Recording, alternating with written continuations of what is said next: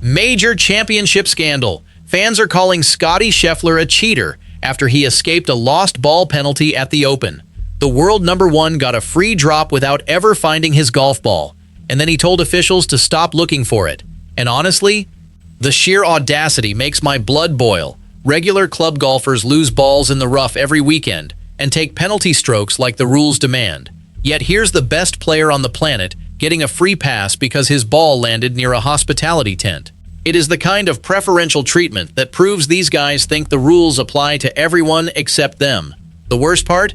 He admitted he knew exactly what he was doing. But look past the outrage. Scheffler didn't break any rule. He exploited a loophole so absurd that even fellow pros were left shaking their heads.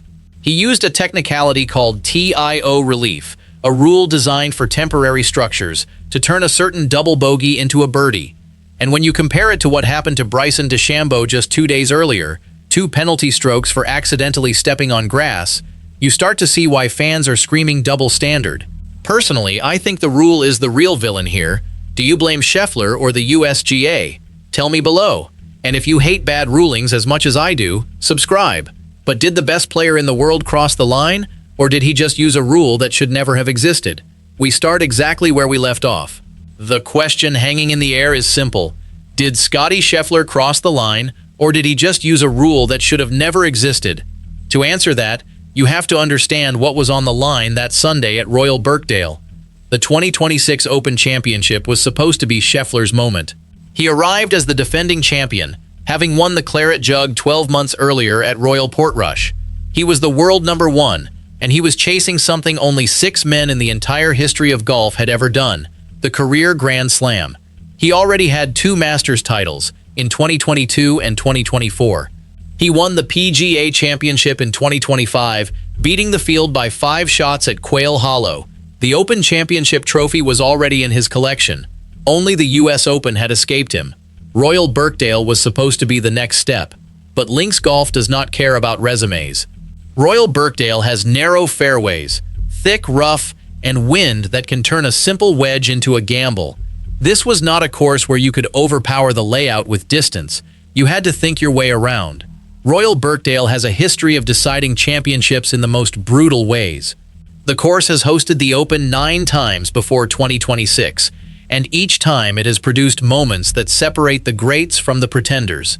In 2017, Jordan Spieth's miraculous recovery from the driving range on the 13th hole became legendary. In 2008, Padraig Harrington held off a charging Ian Poulter. The course demands precision, patience, and sometimes a bit of luck. Scheffler was about to find out which of those he had left. By Sunday afternoon, Scheffler was not leading. He was chasing. Let me tell you about the men ahead of him. Ryan Fox was the leader in the clubhouse. The New Zealander had posted a score of 10 under par, a number that looked safe on a course that was playing brutally difficult. Fox had been steady all week, avoiding the big numbers that had destroyed so many other rounds. He was not a name that casual fans would recognize, but he had the Claret Jug in his sights. Fox had been grinding on the European Tour and the DP World Tour for years before finally breaking through. He won the BMW PGA Championship in 2023, beating some of the best players in Europe. He had the game, the temperament, and the experience to handle the pressure of an Open Sunday. But he also knew that Scheffler was the kind of player who could snatch victory from anyone. Cameron Young was also in the mix. The American had been runner-up at the Open before, at St. Andrews in 2022. He was hovering around that same number, just a shot or 2 off the lead. Young had the game to win anywhere, and he was not going to hand the championship to anyone. Young had come close so many times. He had 4 runner-up finishes on the PGA Tour, including that heartbreaking playoff loss to Jordan Spieth at the 2024 Travelers Championship. He was desperate for his first major, and Royal Birkdale was his best opportunity yet. He had the length off the tee, the soft hands around the greens, and the patience that links golf demands. But could he finally close the deal? Scheffler needed something special. The first 16 holes of his final round had been a grind. He was sitting at 7 under par, 3 shots behind the leaders, knowing that he needed birdies on the final 2 holes to have any chance. The 17th was a par 5, reachable in 2 if you hit the right shots. It was his best chance to make up ground. He stepped onto the tee box. The crowd was buzzing. Scheffler gripped his driver and sent the ball down the middle. Perfect start. Now he had a decision to make. He pulled out his 3-wood. The wind was swirling. He addressed the ball and swung. The ball came off the club face with a sound that made the crowd groan. It was a pull, a hard left, a shot that had no business being that far offline. The ball sailed left of the green, left of the grandstands, left of everything. It was heading toward the hospitality tents, the corporate areas, the temporary structures built for the tournament. It disappeared. Scheffler stood there, watching the flight of a ball that was now completely lost. The volunteers started running. The officials began to gather. The search was on. He hit a provisional ball. Smart play. If the first ball was lost, he could at least keep the hole alive. But that provisional also leaked left. Not as bad, but not good. The volunteers fanned out across the hospitality area. They were looking for a Pro V1 with a specific marking, trying to find it among the tents and grandstands. Scheffler waited. The officials were consulting rule books. The search continued.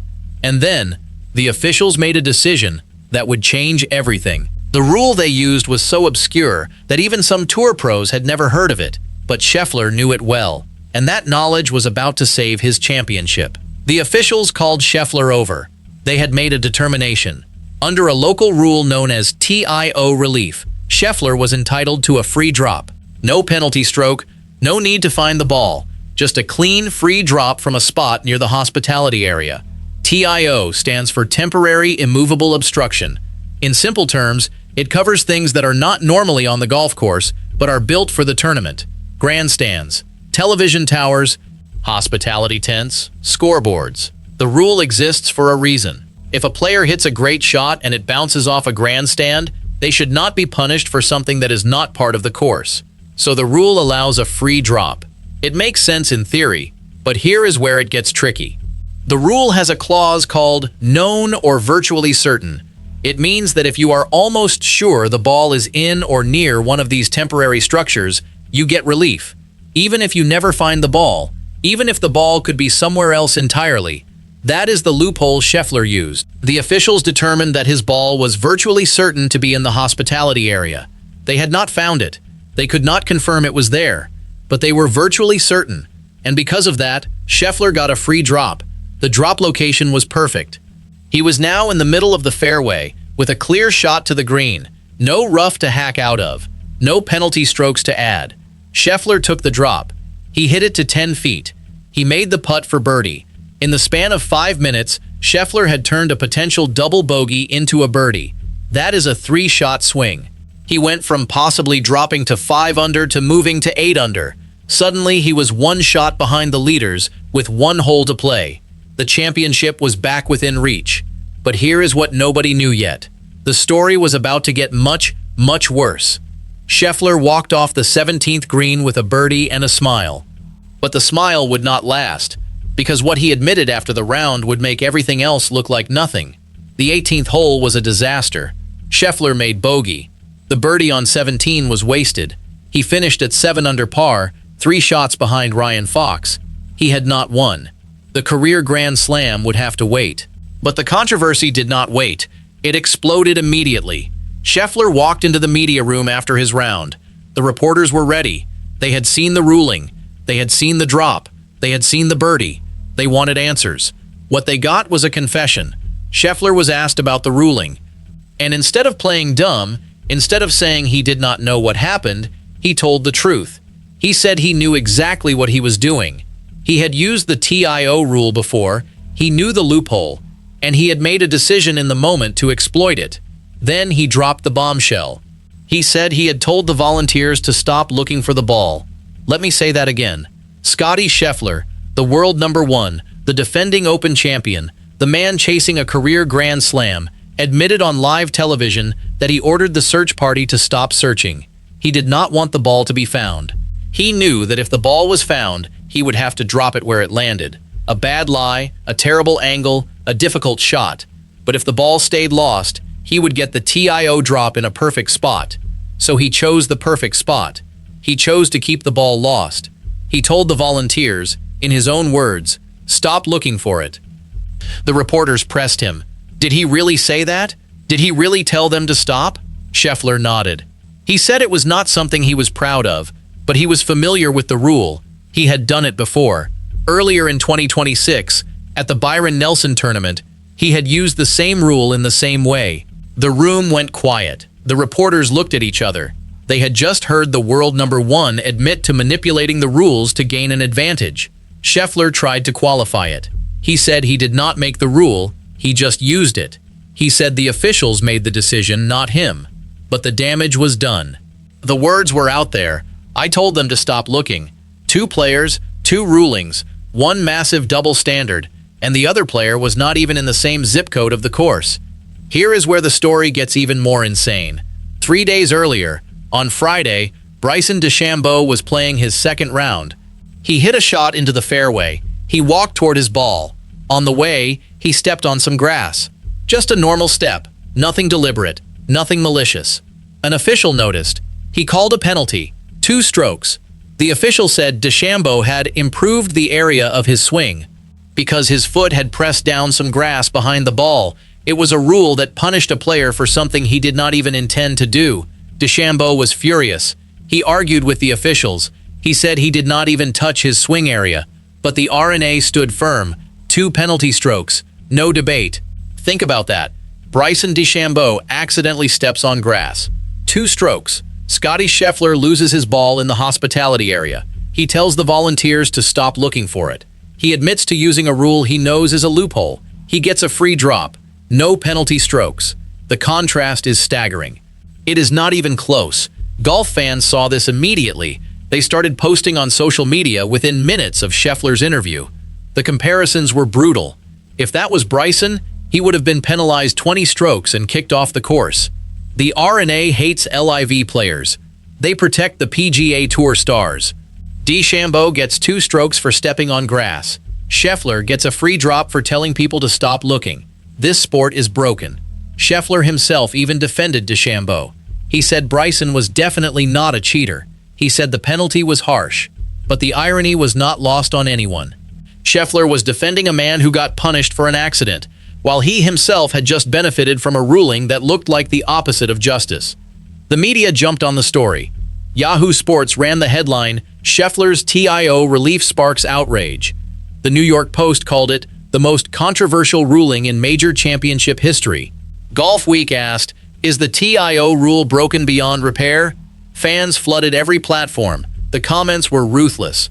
Maybe that Scheffler drop is legal, but that's nasty work and completely against the spirit of the game. If the ball cannot be found, they get no relief. Period. The rule is stupid. This is why people think golf is a rich man's sport, where the rules bend for the favorites. And then came the reaction from a man who knew the game better than most. PGA Tour pro Michael Kim was watching just like everyone else, and what he saw made him say something that shocked the golf world. Michael Kim is not a household name. He is a journeyman on the PGA Tour, a grinder who has played against the best and held his own. He knows the rules. He knows the pressure. He knows what it feels like to compete against Scottie Scheffler. And when he saw the TIO ruling, he was stunned. Kim posted on social media. He wrote, "Wow, even I'm dumbfounded by that TIO relief from Scottie." Dumbfounded. That is a strong word from a fellow professional. Kim was saying that the ruling was so absurd, so outside the bounds of common sense, that even a tour pro could not understand it. He followed up with another post. He took a video of Scheffler on the 17th hole, shouting and gesturing. Kim captioned it, "My reaction to his TIO relief on that hole if I'm in contention." The implication was clear. If Kim was fighting for the championship, he would be furious.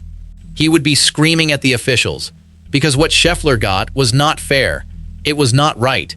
Kim's posts went viral. They added fuel to a fire that was already burning out of control. When a player who has been in the trenches says a ruling is dumbfounding, people listen. The Kim posts sparked a new wave of outrage. Fans were no longer just angry at the ruling. They were angry at the system. They were angry that the rules could be bent so easily. It was not just about Scheffler anymore. It was about trust. It was about the integrity of the sport. Scheffler did not break a single rule. He used the rule book exactly as it was written. So why does everyone feel cheated anyway? Here is the question that nobody could answer. Did Scottie Scheffler cheat?